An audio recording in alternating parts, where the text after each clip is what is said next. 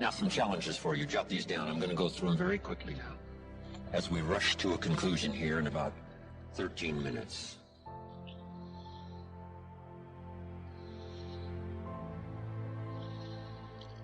Here they are. You're going to have to write fast now. Here's number one. Review your performance, whether it's communication or whether it's activity or whether it's a CEO or whether it's on the job. Here's what my father said, a seminar in a sentence. I wish he was here to give it, but since he's not here, in his honor, I will give his seminar in a sentence. Here it is. Always do more than you get paid for to make an investment in your future. Now, some unions would argue with us on this. That's my papa's seminar in a sentence. Always do more than you get paid for to make an investment in your future.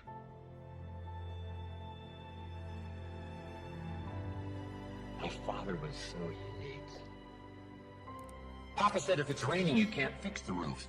If it isn't raining, it doesn't need to be fixed.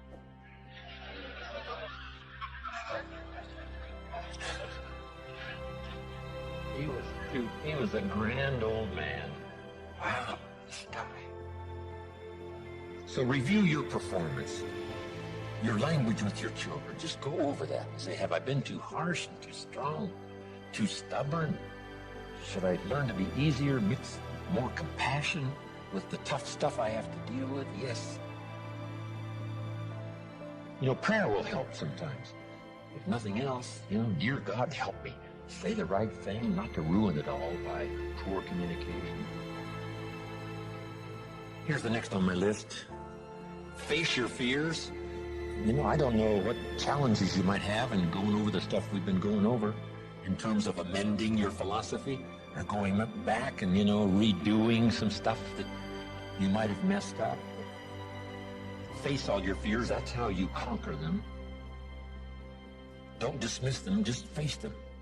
See, here's what I'm afraid of. I wonder what I could do to change that. Here's the next one. Exercise your willpower to change direction. You don't have to keep doing what you've done the last 6 years if it's not yielding you the benefits you want. In the seminar I do for Jerry, my mentor helped me to review the last 6 years so I wouldn't repeat those errors the next 6. See, if you're a goose, you have no choice to do the next 6 like you did the last 6. But if you're not a goose, here's what you can do. Pick a new destination and start going that way. You say, well, I've done this for the last 2 years. I'll probably have to do it another 2. And the answer is no, not in a million years. Now, you can change one little degree at a time, or if you want to, you can revolutionize the whole thing. Who says you couldn't revolutionize the whole thing in a week's time and start a brand new direction that will most assuredly help you arrive in a brand new place a year from now, 3 years from now? No telling 5 years from now where you could arrive. Use your willpower to start the process. Just willpower to change a little or change a lot. Anybody can change. You don't have to repeat last year. Clean up the errors. Invest it now in the next year. Watch it make the difference. Here's the next one that's important. Parents have to do it.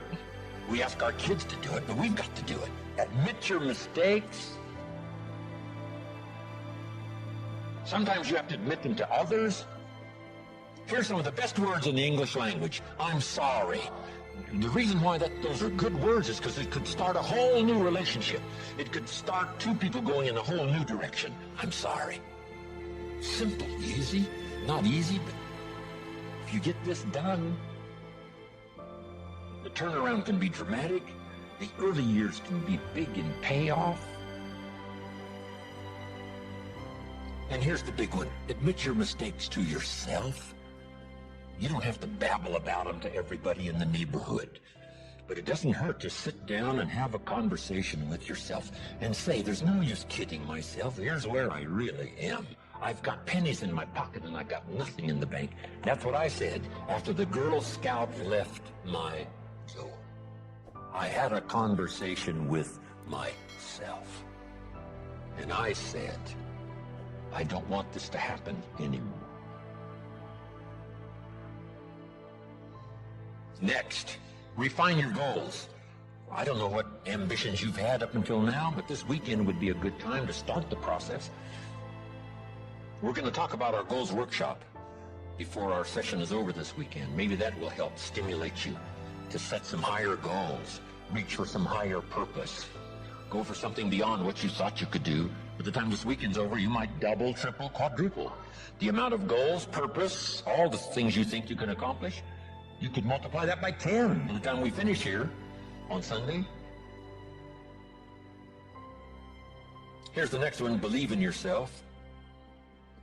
Yes, you got to believe in God, and you got to believe in the community, and you've got to believe in the possibilities. You've got to believe in the economy. You've got to believe that tomorrow can be better than today.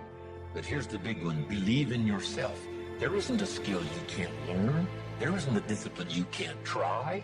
There isn't a class you couldn't take. There isn't a book you couldn't read. If it's written in some other language, you just get it translated and read it. Here's the next one. Ask for wisdom.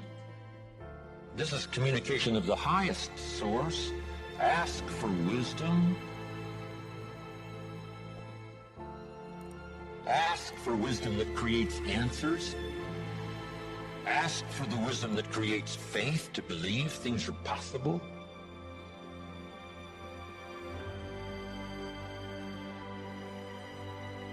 In King Solomon's day, there was the dilemma of two mothers who claimed the same baby. And the question was, whose baby is this? This mother says, it's mine. The other mother says, no, it's mine. Solomon said, bring me the baby. They brought in the baby, and he raised the sword. He said, I'm going to cut this baby in half and give one half to this mother and one half to this mother. And as he raised his sword, sobbingly, the real mother said, no, no, no, don't cut the baby in half. Give it to her, who was not the real mother. Solomon says, now I know who's the real. See, that is so wise. And the moment was such drama. But Solomon, the wisest of the wise, knew what to do to settle the deal. Ask for wisdom to deal with the challenges of today and tomorrow, to deal with the challenges your family brings you. Don't wish it was easier, wish you were better. Here's the next one: conserve your time. I must learn to do this. How much time have I got left? Not an unlimited supply. How many of these weekends can I do? Not 1,000. Just a few, maybe a handful. Sometimes we get faked out. Bill Bailey says, the average person says, I got 20 more years. No, Bill says you got 20 more times. If you go fishing once a year, you've only got 20 more times to go fishing. Not 20 years. That fakes you out. I got 20 years. No, 20 times. See, that brings it right down to the real stuff. 20 times. How many more seminars like this? Not 1,000. A few. Just a few. So would I mumble and stumble? Would I give you less than my best when I've only got a few more to give? And the answer is no, of course not. If you're a person of some dignity and quality, you wouldn't let that happen. Next, invest your profits. We're going to talk now about this before the weekend is over on financial independence. And I'm going to give you some excellent advice. Here was one of the philosophies Mr. Shoaff gave me, along with Mary Kay. Here's what he said: profits are better than wages. Wages make you a living. Profits make you a fortune. Mary Kay and I went for that. Wow. Could we start earning profits while we're making a living? The answer is yes. I went berserk. Here's one now: protect your family. These are troublesome times. Not that they haven't been troublesome times for 6,000 years. At school, troublesome times. I know a wonderful mother and a wonderful father who had two boys. In school, they went two different directions, and one became a model citizen and the other one went to jail. Wow. Protect your family as best you can from the hidden dangers, the lurking evil one. Here's the next one. Live with intensity. You might as well turn it up a notch or two after this weekend. Why not? Invest more of you in whatever you do. Be a little stronger, be a little wiser. Step up your vitality, contribution. Put everything you've got into everything you do, and then ask for more vitality and more strength and more vigor. More heart, more soul. Next, find your place. This one now is so important. If you just work on a job, find the best place where you can serve well. And sure enough, they'll ask you to occupy a better place. And if you keep doing a job well, the guy says, well, if I had a better job, I'd really pour it on. But I got this lousy job, so I just goof off. See, that's the philosophy of disaster. So you've got a lousy job. Do the very best you can. That's your best way out. It's not to do less than you could, but to do the best you can. With that philosophy, your life can take great leaps forward. Here's a Bible phrase that says, if you work on your gifts, they will make room for you. They'll make a place for you. Here's the next one. Demand integrity from yourself. You can't demand integrity from someone else. Integrity is like loyalty. You can't demand it of someone else. You can only demand it of yourself. Be the best example of loyalty, and you'll get some loyal followers. Be the best example of integrity, and you'll have people surround you that have integrity. Lead the way. Next, welcome the disciplines. Can't give you much better advice than that, because disciplines create the reality. Disciplines build bridges, build cities. Disciplines. A well-disciplined activity creates abundance, creates uniqueness, productivity. Next, fight for what's right. It's a fight we're in. The storyteller says, and there was great war in heaven. Wow, you mean way back there? Yeah. 1/3 of the angels conspired. I asked Bill Bailey, how long do you suppose it took 1/3 of these angels to get together? Did they conduct meetings? I don't know. Bailey said the storyteller doesn't say. I said, then we're supposed to use our imagination. I don't know. It does say finally the great war occurred, and the 2/3 prevailed and the 1/3 lost. One of the writers of later scripture, here's what he said: I fought a good fight. See, that's extraordinary to be able to say. I fought for my kids, and I fought for what was right, and I fought for my good health, and I fought to protect my company, and I fought for a good career that would bless my family. I fought a good fight. It's good to fight. The encroachment.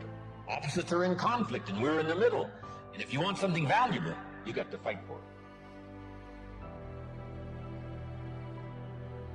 Then this writer also said, not only have I fought a good fight, and I'll finish with this, and I got a much longer list, but maybe I can cover these at another time. He said, I fought a good fight, and I kept the faith. See, that's the deal. Keep faith with your family. Fight like crazy and keep faith. Fight the enemy and keep faith. Fight illness and keep faith. Fight the evil and keep faith. I can't give you much better advice.